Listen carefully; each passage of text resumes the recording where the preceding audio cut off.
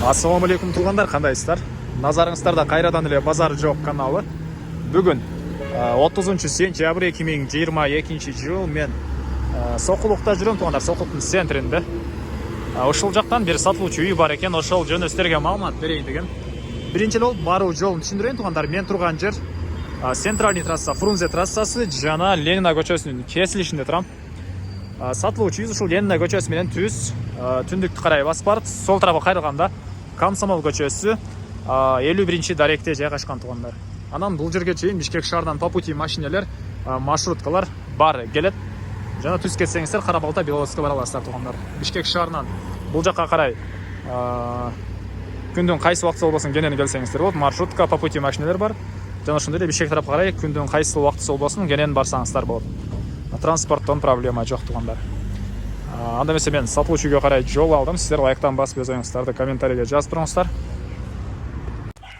Мынакей тугандар, келүү жолун түшүндүргөнчө бүгүнкү чарша сатылуучу үйгө да жетип келип калдым. Бул мынакей сатылуучу үйүбүздүн көчө тарабы. Анан мынакей көрүп турасыздар тугандар, бул жактан күн сайын сиздер эгер мал бакчы болсоңуздар кенен подачага кошуп малыңыздарды баксаңыздар болот. Бул жакка барып жайытка багып келет экен тугандар. Мал бакканга деле өтө ыңгайлуу жер. Моменттен пайдаланып мынакей бада өтүп кетип аткан жерин көрүп сиздерге көргөзүп коеюн деген учурум. Бул үйүбүздүн көчө тарабы тугандар. Түндүк чек арасы бул жактагы воротанын бүтөр жеринен башталат. Ал түндүк чек арасы, түштүк чек арасы тугандар бул көрүп турган заборыңыздар бүткөн жерге чейин. Жалпысынан жерин аянты документ боюнча 26 соток, фактически 35 сотуктан да көбүрөөк экен тугандар. Мынакей бул көчө тарапта көрүп турганыңыздардай забор менен тосулган жана көрүп турганыңыздардай эки ворота орнотулуптур. Бул жакта бир ворота жана түндүктөрүндө бир ворота бар. Свет бар экен тугандар, суу бар. Скважинадан чыккан суу деле бар тугандар, жана центральныйден келген суу деле бар экен. Күзөтүү камералары тугандар бардык короону азыр көргөзүп жатам бир жекенен. Ал жакта балык баккан жерлер, мал сарайлар бардык жеринде күзөтүү камералары деле бар, жана ошондой эле бул жактан мондай чакан ворот орнотулган. Бул жактан сиздер семейный плюс деген үй ээси дүкөн иштетет экен. Ошого да кирип кетсе болот клиенттер бул жерден. Бул дүкөн үчүн өзүнчө ворот орнотулуптур. Андан ары мектептер жөнүндө айтсак, 4 мектепке жакын эле аралыкта, садиктер, гос садиктер деле жакын жерде бар, частный садиктер деле жакын жерде бар тугандар. Мына ушундай. Андан ары эми короосуна кирейин да калган маалыматтарды берейин. Бул ворот аркылуу менин оюмча мал киргизип чыгарганга коюлган окшойт бул ворот өзүнчө. Андан ары бул мынакей сатылуучу үйүбүздүн короосунун көрүнүшү. Жеринин аянты жана айткандай эле 26 соток. Киргенде бул жакта кенен тугандар 10 машина деле баттырсаңыздар болгодай жер бар экен төрүнө чейин. Ал жактагы жашыл воротага чейинки жер үй ээсине каршы. Андан ары жакка чейин болуп калат. Азыр видеонун жүрүшүндө көрөсүздөр. 26 соток жер тугандар. Бул жакта мынакей 84 квадрат метр болгон үйүбүз. Бул жак жарымы бышкан кирпич, жарымы саман тугандар. Жарымы саман стенасы, ал тарапка стяжка болгон. Бул жакта мынакей түрлүү дарактар, арча, бактар тугандар. Полония дарагы. Бул жакта беседка бар экен. Мынакей. Жана үйүбүздүн батыш жагында булдарда балдар ойногон аянтча, мал сарайлар, балык бакканга эки көл бар тугандар. Азыр сиздер видеону көрүп жүрбөй аягына чейин күзөтүп туруңуздар. Мынакей хозпостройка, ал жакта очокана бары бар. Мен биринчи болуп бул чоң үйүбүздүн ички тарабын көргөзөйүн, андан соң бул жакка чыгып калган маалыматтарды бир чекеден берем тугандар. Бул үйүбүздүн негизги кирүүчү эшиги, мына ушундай темир эшик орнотулган. Андан кийин кирсек эле тугандар кире бериш прихожка. Бул прихожкадан биз калган бөлмөлөргө өтүп кете алат экенбиз. Сол тарапка кайрылсак бул жакта кухня жана тамактануучу бөлмө болуп калат тугандар. Мынакей ички тараптан раковина орнотулуп суу чыгарган, кухня мебелдер, башка мебелдер баары калат.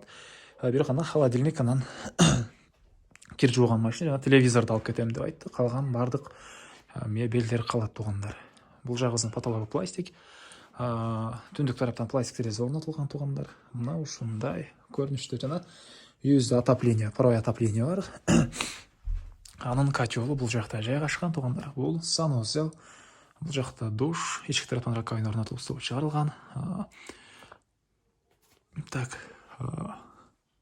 суу сорезкалар менен жылыйт. Мына ушундай көрүнүштө.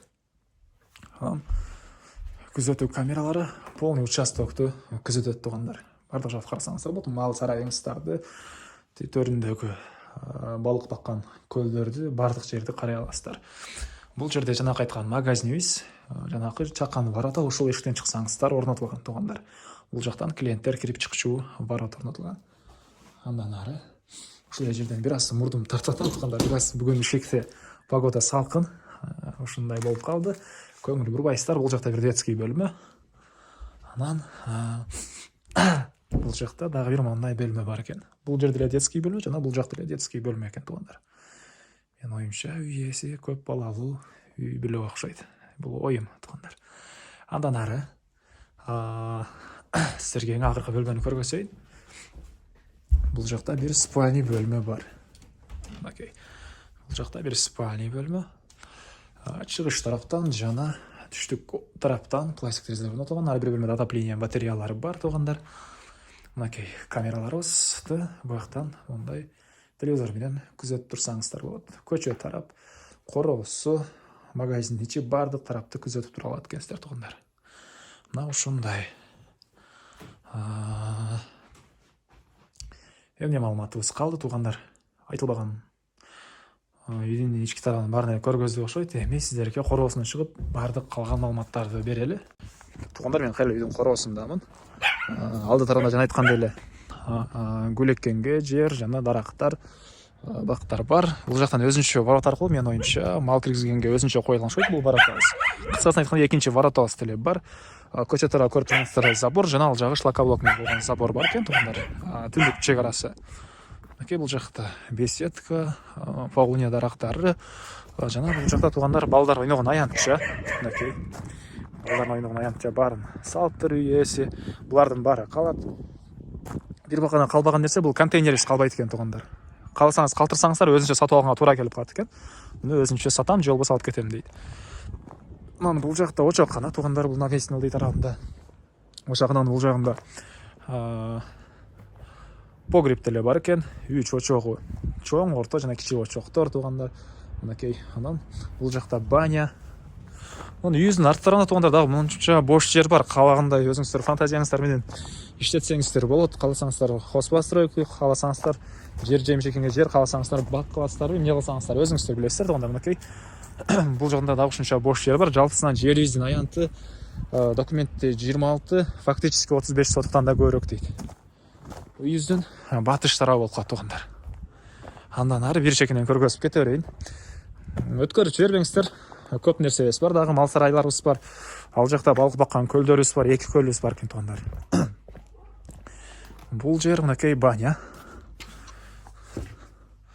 Бул ички тарабы туугандар. Киргенде бир бөлмө, андан түзөсөк бул жакта парилка туугандар. Ушул каналды ачкандан бери ушул туугандар деген сөздү азайта албай атам. Көпчүлүк көрүүчүлөрүбүз деле айтты. Ушул туугандар деген сөзүңдү азайтчы деп, бирок адат болуп калыптыр туугандар. Бул жакта буга чейин летний кухня болгон экен. Кээ бир себептерден улам үй ээсинин планы өзгөрүп туугандар. Азыр навес койгон эле учуру. Жана бул арка аркылуу сиздер түз чыксаңыздар үйдүн тышкы тарабындагы жатканага бара аласыздар. Ал пескоблок менен бүтүрүлгөн, жана бул жакта навес, беседка ушундайлар бар. Азыр видео жүрүшүнө көрө аласыздар. Сонун жер туугандар, өткөрбөй көрүп туруңуздар.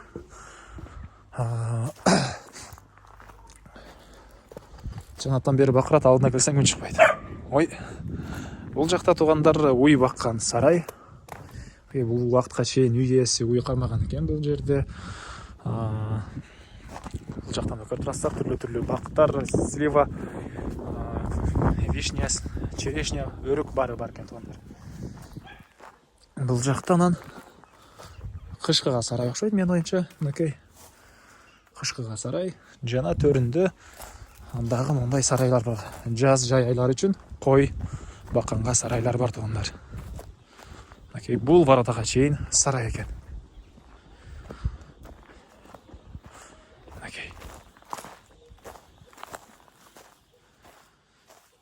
Ушундай. Жана бул жакта туугандар могу забордун ары жагы дарактар, бактар. Ал жерде навестин ылдый тарабына тапчаң кыла аласыздар, эмне кылсаңыздар дагы мынакей поликарбонат болгон навес, ылдый тарабы стяжка болгон. Үй ээси өзү эс алып бул көлдөн балык кармап, кыскасы ушундай эс алуучу жай экен үй ээсинин. Мынакей туугандар. Бул навесибиз жана бул жакка карай мындай жыгачтан болгон тротуар бар. Мангал бар экен туугандар, мынакей. Бул көлдөрүбүз бизнес үчүн эмес, жөн гана эс алуу үчүн, өзүм балык кармай ушундай эс алам дейт бул жакта туугандар. Негизинен бизнес кылсаңыздар деле болгудай көрүнөт, балык багып. Мынакей. Мына ушундай жана ылдый түшсөңүздөр ал жакта дагы бир балык кармаган 2 көлү бар экен туугандар. Жалпысынан 3 көл. Жалпысынан 3 көл. Ана так, күзөтүү камералары мынакей. Бул стагада орнотулган прожектор бары бар. Мынакей. Прожектор бары бар туугандар.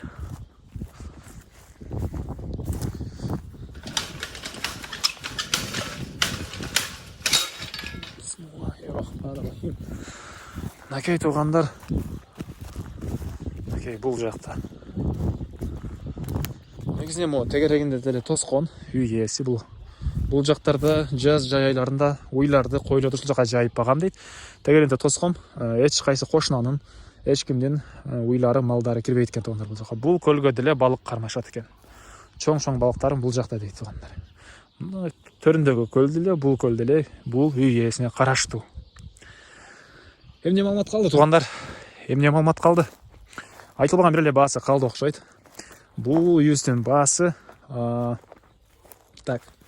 Бул үйүбүздүн баасы $50,000 деп атыптыр үй ээси. Дагы сүйлөшүү болот. Ээсинин номерин экранга калтырам. Ээси тел деп жазылып турат туугандар. Көңүл буруп ошого чалыңыздар. Анан Базар жок каналынын номери реклама үчүн деп номер турат. Ал менин номерим болуп калат. Эгер үй сатчу болсоңуздар, ошол номерге чалыңыздар. Эгер бул үй сиздерди кызыктырса, ээси тел дегенге чала бересиздер. Анан достор менен, группалар менен ушул видеону бөлүшсөңүздөр, сиздер мага үйдүн ээсине жана кимдир бирөө ушул сыяктуу үй издеген болсо, ошол адамга чоң жардам берген болосуздар. Анда эмесе мен сиздер менен коштошом туугандар. Кийинки чыгарышка чейин саламатта калыңыздар.